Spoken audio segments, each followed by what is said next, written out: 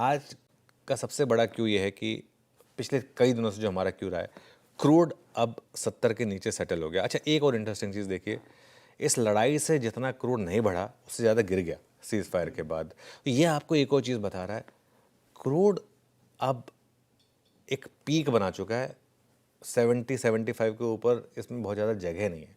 बीच बीच में स्कर्मिशेस वगैरह की वजह से ऊपर आ जाए वो अलग बात है, लेकिन अदरवाइज प्योरली ऑन फंडामेंटल्स अब ये एक तरीके का रेंज बना चुका है और आगे जाके शायद ये नीचे ही आए। तो ये हमारे लिए हमको एक बहुत अच्छी मैक्रो सिचुएशन में डाल रहा है। हम इस पूरी कॉन्फ्लिक्ट में क्यों गिरे थे? हम इस कॉन्फ्लिक्ट में ज़्यादा गिरे थे कंपेयर टू हमारी जब खुद की इंडिया पाकिस्तान की कॉन्फ्लिक्ट हुई थी, क्योंकि डायरेक्ट इम्पैक्ट था क्रूड पर। मतलब वैसे इतना नहीं गिरना चाहिए था हमें, लेकिन क्योंकि हम क्रूड को काफ़ी फॉलो कर रहे थे, इस वजह से हम बेसिकली गिरे थे। लेकिन दिक्कत क्या है? एफआई की सेलिंग, इसने नाक में दम किया हुआ है। कल भी देखिए आप, हम जब ट्रेड सेटअप में आएंगे और डिस्कस करेंगे, लेकिन वो लगातार बेच रहे हैं, कैश में बेच रहे हैं, एफ&ओ में शॉर्ट क्रिएट कर रहे हैं, जहां उनको मौका मिलता है, जैसे मार्केट टर्न होता है वहां पर शॉर्ट कर रहे हैं। और लेकिन बाजार में ना अब ना चलने का कोई कारण नहीं है। मैं मतलब फंडामेंटली अगर आप मुझे पूछेंगे कि अब मार्केट क्यों ना चले, मुझे कोई कारण नहीं दिख रहा है। कल तो पावल साहब ने भी मोर लेस बोल दिया कि बस अगर इन्फ्लेशन का थोड़ा सा रेस नहीं होता तो अब तक तो हम न्यूट्रल पे हो चुके होते, तो आगे वहाँ पे भी रेट कट आने हैं मेरे ख्याल से।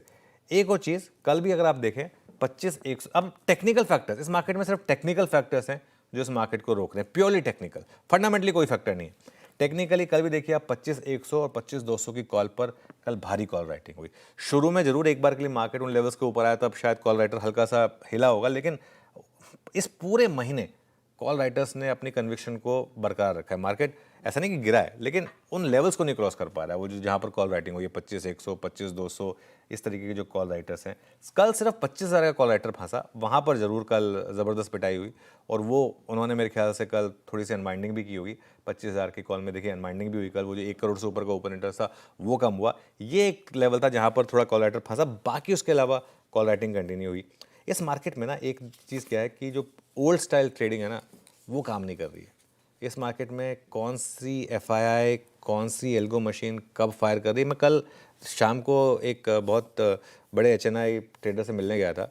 मैंने पूछा उनसे कि आपने देखा कि इस तरीके की मार्केट, कहते हैं कि पिछले 2 साल में जो चेंजेस आए हैं ना, मतलब रिमार्केबल है।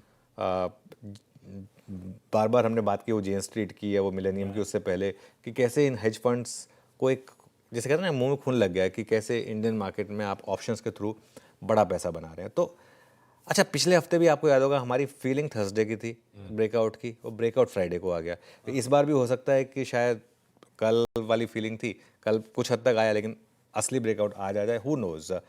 और ये महीना ना स्टॉक ट्रेडर्स के लिए काफ़ी अच्छा रहा है। अगर आप देखें, बहुत कम स्टॉक्स हैं जिन्होंने आपका पैसा डुबाया होगा। अदरवाइज इंडिविजुअल स्टॉक स्पेसिफिक अगर आप लेके बैठे हैं स्टॉक्स में, और अगर आपने कैरी करा है, तो बहुत अच्छा पैसा बना है। कल का हाई निफ्टी पर इंपॉर्टेंट है, अगर आपने उसको क्रॉस किया तो बाकी का काम मेरे ख्याल से थोड़ा शॉर्ट्स कर देंगे आपके लिए। बिल्कुल।